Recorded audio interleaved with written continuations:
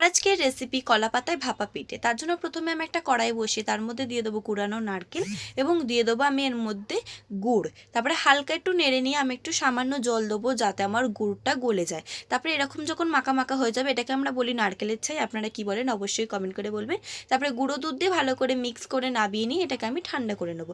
তারপরে আবারও কিছুটা পরিমাণে কড়াই জল দিয়ে একটু সামান্য নুন দেবো। জলটা যখন ফুটে যাবে আমি এর মধ্যে দিয়ে দেবো চাল গুঁড়ো।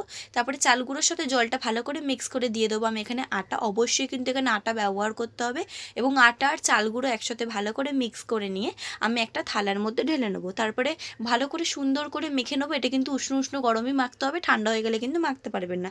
এরকম সুন্দর সফট মাখা হয়ে যাবে। তারপরে ছোট ছোট করে এখানে লেচি কেটে নেবো।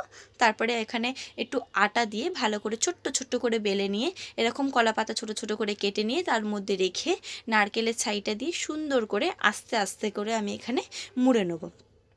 আপনারা সুন্দর করে আস্তে আস্তে করে মোড়ার পর এখানে কিন্তু কোনো স্টিকও দিতে পারেন। আমি কোনো স্টিক দিইনি। সব কটা আমার হয়ে যাবার পর আমি একটা গ্যাস জ্বালাবো। তারপরে আমি একটা ডেচকি হোক গামলা হোক যা হোক একটা বসিয়ে কিছুটা পরিমাণে তাকে জল দিয়ে আর এরকম ফুটো ফুটো থালার মধ্যে কিন্তু আমি কলা পাতার পিঠেগুলো নিয়েছি। তারপরে এটা দিয়ে ঢাকা দিয়ে দেবো। এটা কিছুক্ষণের জন্য স্টিম হওয়ার জন্য, মিনিমাম 10 থেকে 15 মিনিটের জন্য। এটা আমার স্টিম হয়ে গেলে তারপরে সুন্দর করে আস্তে করে তুলে নিয়ে প্লেটের মধ্যে গুছিয়ে রাখবো। এটা একদম সুন্দর কলা পাতার কালার এসছে, একদম দেখতেও খুব সুন্দর লাগছে।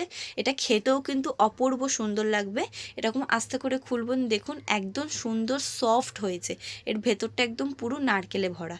আপনারা এই রেসিপিটা বাড়িতে ট্রাই করে আমাকেও কমেন্ট করে বলবেন আপনার রেসিপিটা কেমন হলো।